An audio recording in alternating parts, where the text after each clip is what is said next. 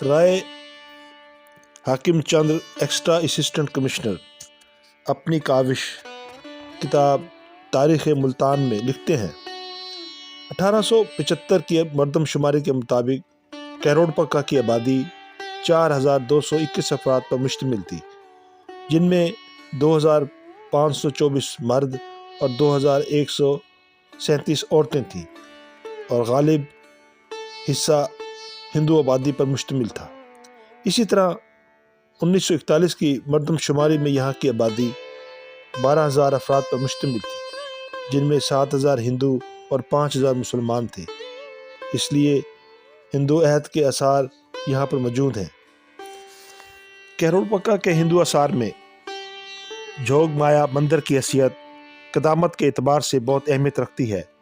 یہ مندر قبرستان پیلی کوٹھی کے قریب واقع تھا، جس کی اب خستہ حالت آثار کی داستان سناتے سناتے زمین بوس ہو چکے ہیں۔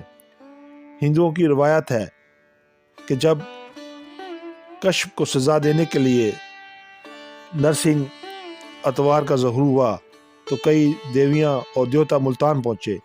ان میں ایک دیوی جوت مایا بھی تھی۔ اس دیوی سے منسوب ملتان شہر اور نوئی علاقہ کیروڑ میں مندر تعمیر کیے گئے۔ ملتان میں جوت مایا کا مندر، جو اب بگڑی ہوئی شکل میں جوگ مایا مشہور ہے، کی تعمیر دیوان ساون مل نے شروع کی اور تکمیل کے اس کے لڑکے دیوان ملراج کے ہاتھوں ہوئی۔ کیروڑ پکا کا مندر مایا، جو کہ مایا جست اور اسوار کے نوارتا میں ہندوؤں کے میلے لگتے تھے اور وہ اپنی رسومات ادا کرتے تھے۔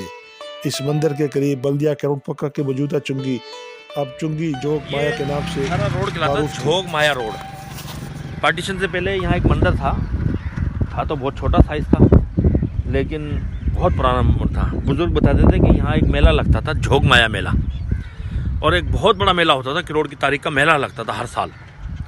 تو یعنی بہت ہی پرانا میلہ ہوتا تھا اور بہت دور دور سے لوگ آتے تھے یہاں۔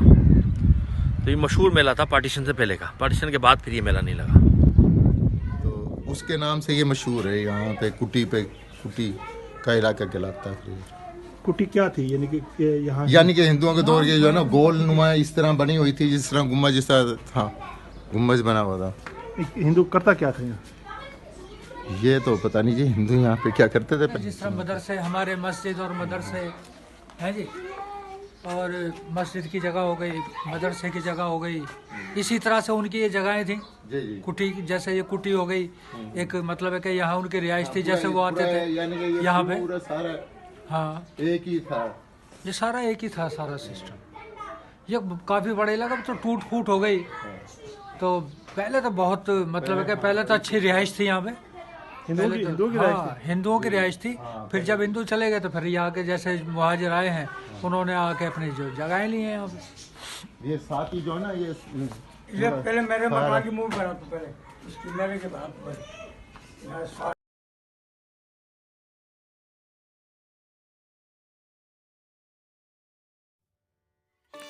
بتلایا جاتا ہے کہ جب ہندو اپنے مندر میں اپنی مذہبی رسومات کے لیے جب کیروڑ پکا دور دراز سے یا نواحی علاقوں سے جب آتے تھے تو ان کا ایک یہ کوٹی جو ہے، ان کا ایک مسافر خانہ تھا، اس کو مسافر خانہ کا نام دیا گیا تھا، جہاں وہ اپنا قیام کرتے اور رات گزارتے اور صبح پھر وہ اپنی عبادات میں اور پوجا پاٹ میں مصروف ہونے کے بعد دوبارہ اسی آرام گاہ میں آ جا کرتے تھے۔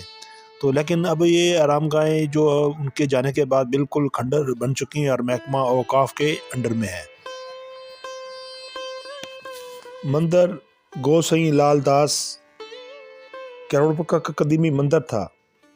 ہندوؤں نے اس مندر سے ملکہ اراضی کے پجاریوں کے لیے وقف کی ہوئی تھی، جہاں بھنگ کی کاشت ہوتی تھی، جو فقراء، پجاریوں اور مہمانوں کو مفت پلائی جاتی تھی۔ یہ مندر پرانی سبزی منڈی کے بالمقابل مدرسہ غوثیہ کے سامنے واقع تھا، جس کے آثار ابھی تک موجود ہیں۔ مندر ساتن دھرم کیروڑ پکا کا سب سے بڑا ساتن دھرمی تھا، جس کی شاندار عمارت اپنی پوری آب و تاب کے ساتھ موجود ہے۔ اس مندر میں ہندو مرد عورتوں کے لیے اشنان کی سہولت بھی موجود تھی۔ پہلے مختصر سی ناکافی اور معمولی عمارت پر یہ مندر مشتمل تھا، مگر 1930 اور 1935 کے لگ بھگ عظیم الشان عمارت تعمیر کی گئی، لیکن ہندو اس وسیع و عریض عمارت میں زیادہ عرصہ تک عبادت نہ کر سکے اور 1947 میں انہیں بھارت جانا پڑا۔ ہندوؤں کا یہ مندر نہ صرف کروڑ پکا میں ان کی عظیم عبادت گاہ تھا، بلکہ علاقہ بھر میں ہندو مت کے پرچار کا بھی معروف مشن اور مرکز تھا۔ ہندوؤں کے پنڈت اور مذہبی پیشوا ہیرو نجات سے یہاں آ کر اپنے مذہب کا پرچار کرتے تھے۔ 1940 میں آل انڈیا ہندو مہاسبھا کے صدر ساتن دھرمی بھائی پرمانت کی تقریر بھی اسی مندر میں ہوئی، جس کے لیے ہندوؤں نے علاقے کے مسلمانوں کو بھی آنے کی دعوت دی، مگر بعد ازاں تقریب میں مسلمانوں کی شمولیت پر پابندی لگا دی گئی اور مسلمانوں کو مندر میں داخل نہ ہونے دیا۔ موجودہ مدرسہ غوثیہ کے قریب گیان تھلہ بھی تھا، جو ایک مکان اور چاہ پر مشتمل تھا۔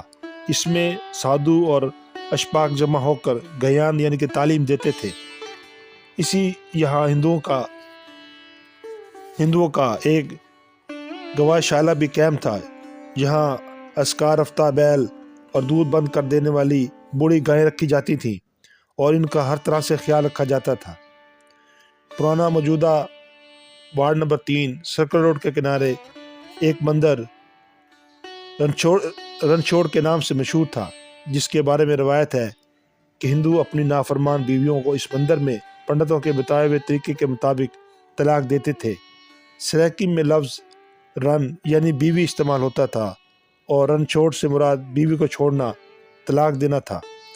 موجودہ چاندنی چوک کے قریب شاہ پور روڈ پر ایک اور بڑا مندر دھرم شالہ تھا۔ یہاں ہندوؤں کی مشہور کتاب رامائن لائن باقاعدگی سے پڑھی جاتی تھی۔ موجودہ جنا بازار کے وسط میں ہندو نما سکھوں کا ایک مندر تھا، جہاں وہ ایک اپنے طریقہ کار کے مطابق عبادت کرتے تھے۔ چاہ بیرو تھان بہاولپور روڈ گلشن سینما سے ملک کا رقبہ اوقاف بھی ہندوؤں کی متبرک عبادت گاہ تھا، جو بیرو مل کا استان کہلاتا تھا، جو بعد میں بیرو تھان کے نام سے مشہور ہوا۔ موجودہ جنا پارک کے آخر میں ہولی کھیلنے کا سب سے بڑا مرکز تھا۔ موزہ سرائے حال وارڈ نمبر 4 کا ٹبہ سومانا بھی ہندوؤں کا متبرک مقام تھا۔ موجودہ مڑی جو کٹی کے نام سے مشہور ہے، میں ہندو اپنے مردوں کو لا کر رکھتے تھے اور آخری رسوم ادا کرتے تھے۔ بعد ازاں ٹبہ سوناما کی شمشان بھومی بھی مردوں کو نظر آتش کرتے تھے اور ٹبہ روان جلانے کی تقریب ہوتی تھی۔ ہندوؤں کے دیوتا شمی رام چندر کا استحسان تالاب رام تخت کے قیام کا بھی وجود تھا۔ کروڑ پکا کا نوائی موزہ لال بگالی میں 4 رام یاتر والا موجود ہے، جس کے گرد و نواح کی اراضی آج بھی محکمہ اوقاف کے زیر تحویل ہے۔ ان کے علاوہ آریہ سماج مندر بھی خاصا معروف تھا۔ آریہ سماج ہندو مذہب کا ایک فرقہ تھا، جس کی بنیاد 1875 میں سوامی دیانند نے رکھی تھی۔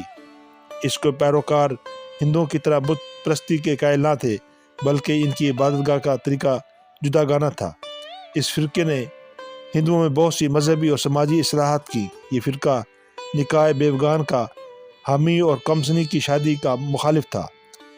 تاہم نویاگ کا تصور بھی اس فرقے نے روشناس کرایا، جو بہرحال ایک مکروہ اور ذلت آمیز تصور تھا۔ اس نظریے کے تحت عورت بیک وقت 11 مردوں سے تعلقات استوار کر سکتی تھی اور اسے مذہبی طور پر اس کی اجازت تھی۔ ہندوؤں نے اپنی تجارت کو فروغ دینے کے لیے کروڑ پکا میں ایک کوٹھی کا قیام بھی کیا ہوا تھا، جہاں پر تاجر لوگ ہندو خاص کر جو دور دراز سے آتے تھے، یہاں پر قیام و قیام کرتے اور اپنی تجارت کی سرگرمیاں جاری رکھتے تھے، اور تمام قسم کی تجارت سے متعلقہ تنازعات اور فیصلے اور پنچایتیں اسی کوٹھی میں ہوتی تھی، جس کا نام پیلی کوٹھی کہا گیا، اور آج تک یہ مقام پیلی کوٹھی کے نام سے بھی مشہور ہے اور کروڑ پکا کے قدیمی جگہوں میں اس کا شمار ہوتا ہے۔